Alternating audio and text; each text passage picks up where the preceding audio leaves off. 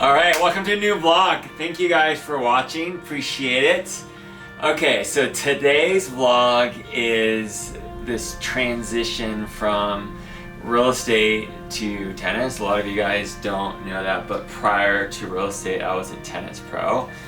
And that's what brought me here when I was 26. Yes, I had more hair back then, but nonetheless, came here 21 years ago, so that makes me 47.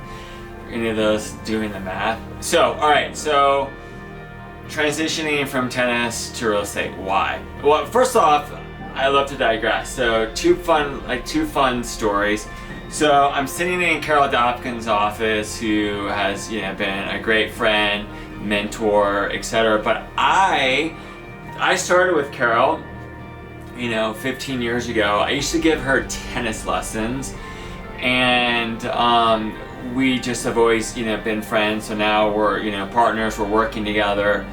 But it's just a fun story because tennis has kind of opened up so many doors. So I'm sitting in Carol's office, who I used to give tennis lessons. She had a great little backhand. It was hilarious. She just would whip over the ball.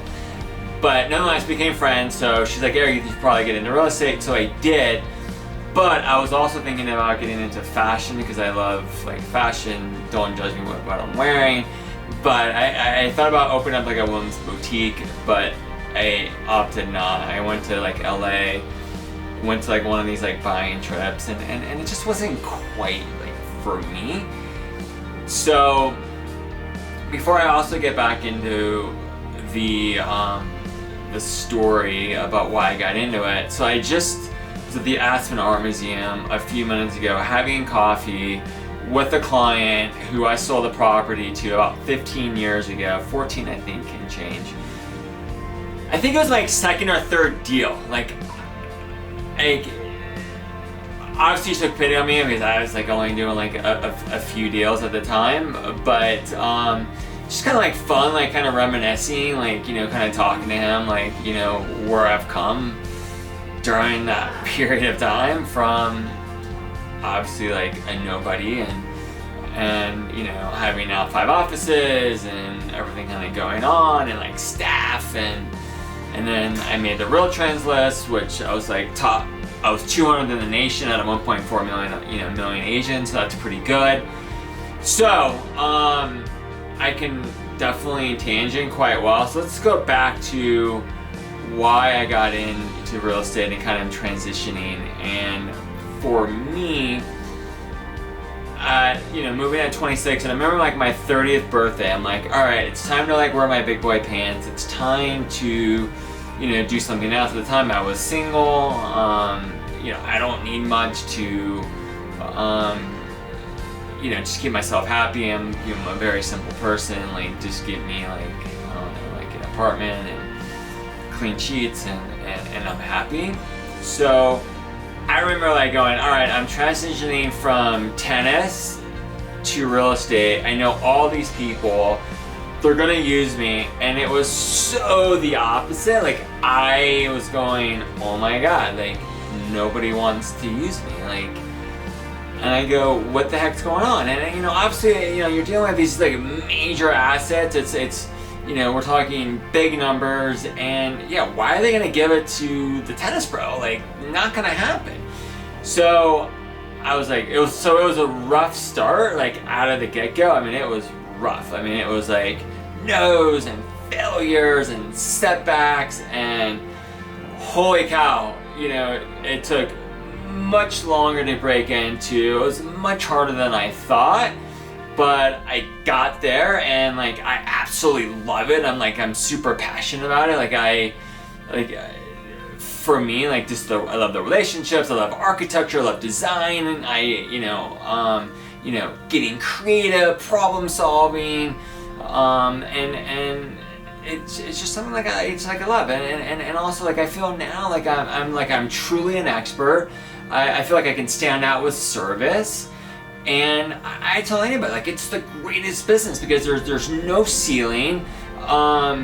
There's a lot of different hats that you can wear. My wife and I are doing a remodel, So there's a lot of different hats that you can wear in real estate, but for me, like, I just like solving problems and helping people, and it's like super rewarding for me, and I think that's a little bit of like the coaching that, you know, like comes out. And then I'm like hyper competitive, so like I love, you know, finding like off-market deals for my clients. But I always tell anybody, like, you know, if you want to do it, just do it. And there's no like good time. Granted, for me, like, yeah, I was single and I didn't have kids and didn't have like all these like big boy responsibilities.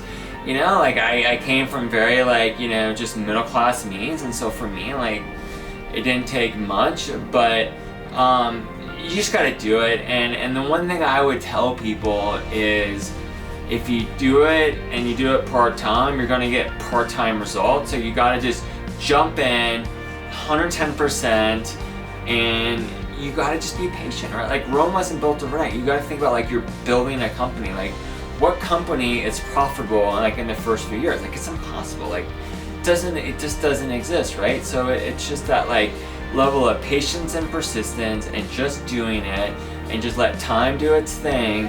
And then, you know, you truly have to just never stop learning. Like last night, I'm listening to, you know, something, you know, just to kind of help on the mindset, and continuing just to, you know, kind of deal with still all the setbacks, even with all the success I've had and all the, you know, stuff we have going around. Like, I'm constantly, you know, getting tested. So it's like you cannot stop learning, you cannot stop growing, and then when you get to that point where you're an expert and you can add a lot of value and you have good customer service, and you're taking care of the client, and everything kind of just, you know, just works itself out.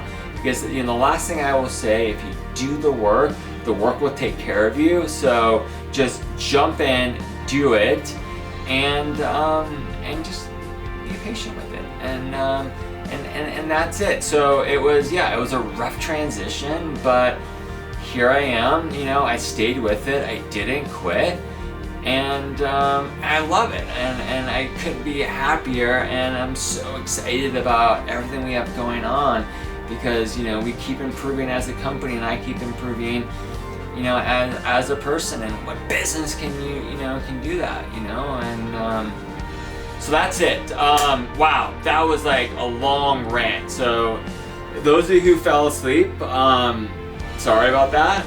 And those of you who watched, thank you, really appreciate it. And yeah, you know how to find me. So see you soon.